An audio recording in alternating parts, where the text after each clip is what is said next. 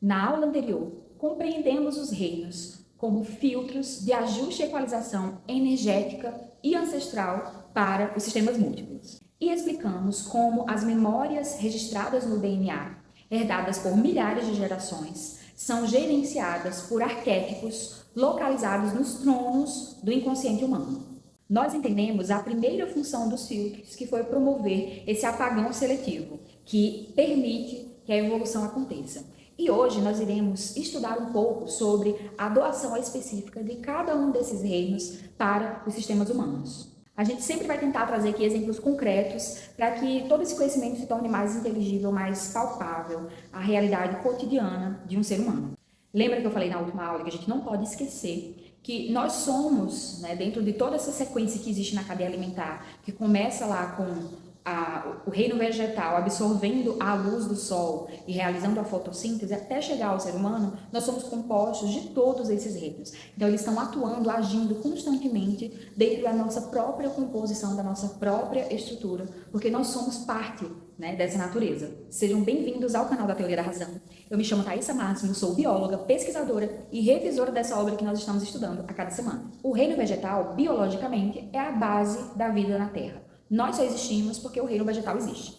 Ele é o primeiro elo da cadeia alimentar, responsável por converter a energia do sol em energia química através da fotossíntese. Mas, para a teoria da razão, essa energia é muito mais do que caloria ou nutriente. E é claro que a gente consegue compreender o nosso relacionamento com o reino vegetal porque nós precisamos de todos esses nutrientes, de tudo que ele fornece, para que a nossa vida se estabeleça aqui na matéria, seja direta ou indiretamente.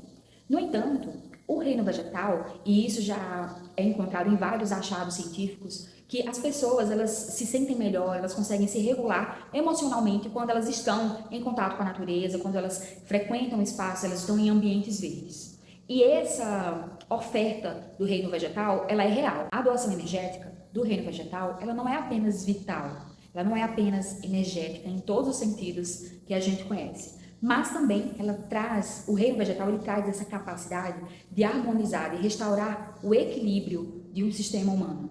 E é considerando essa realidade que o reino vegetal ele tem uma função não somente de reposição energética, de reposição da vitalidade, mas também uma função ampliativa e curativa, no sentido de reequilibrar, de harmonizar os sistemas humanos que estão em desequilíbrio.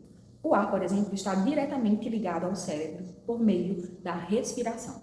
A oxigenação é fundamental para a função cerebral. E, inclusive, a respiração controlada, a capacidade de controlar a nossa respiração, é utilizada com a finalidade de alterar estados de consciência. O reino do ar permite que o ser humano acesse espaços mentais aos quais ele não conseguiria ir sozinho.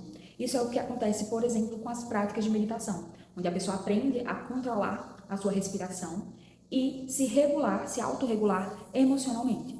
Quando uma pessoa, por exemplo, tem uma crise de pânico e ela desorganiza internamente os seus comandos mentais, técnicas de respiração são indicadas para auxiliar a pessoa a restaurar a sua cognição.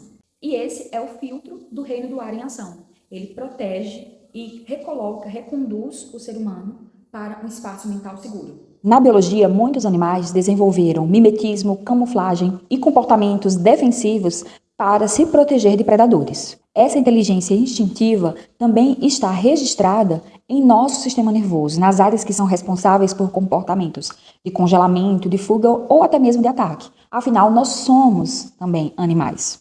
O filtro do reino animal permite que o ser humano, diante de uma ameaça emocional, se torne momentaneamente invisível para aquilo que o persegue.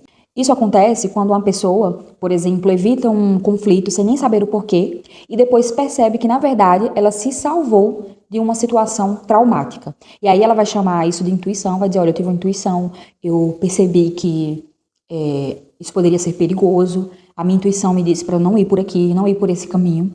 E ela, na verdade, evitou que uma situação pior ocorresse e isso é a ação do filtro do reino animal, esse filtro que vai trazer esse instinto de proteção para que a pessoa não se coloque em uma situação perigosa. Então, resumidamente, o filtro do reino animal ativa o nosso instinto de autoproteção. Esse mesmo reino, além de proteger, também é responsável por ativar memórias arcaicas do instinto, como o cuidado com o ninho, com a prole, as memórias de caça, e tudo isso é ofertado pelo filtro do reino animal. Quando um pai ou uma mãe sente algo instintivo sobre o seu filho, é justamente esse reino ativando essas memórias instintivas. Em neurociência, essas memórias são chamadas de memórias implícitas, não declarativas ou automáticas. São aquelas que nós temos, mas não conseguimos declará-las verbalmente com tanta facilidade. E é tudo aquilo que a gente chama de intuição e de instinto, e que a gente faz automaticamente. É um tipo de memória que está muito ligado ao nosso corpo, à nossa matéria, e que a gente não consegue facilmente expressar em palavras. Essas memórias são memórias inconscientes, que não exigem muito esforço para que a gente consiga utilizá-las, porque elas justamente são ofertadas, reativadas por esse filtro do reino animal. Então é algo instintivo, é algo que comumente nós denominamos de intuição, mas que faz parte da nossa própria estrutura. E esses são só alguns dos exemplos dos reinos originais da natureza atuando como filtros para os seres humanos. Nós poderíamos passar o dia inteiro aqui falando sobre essa interação, mas não conseguiríamos nunca terminar os nossos estudos. Até a próxima aula!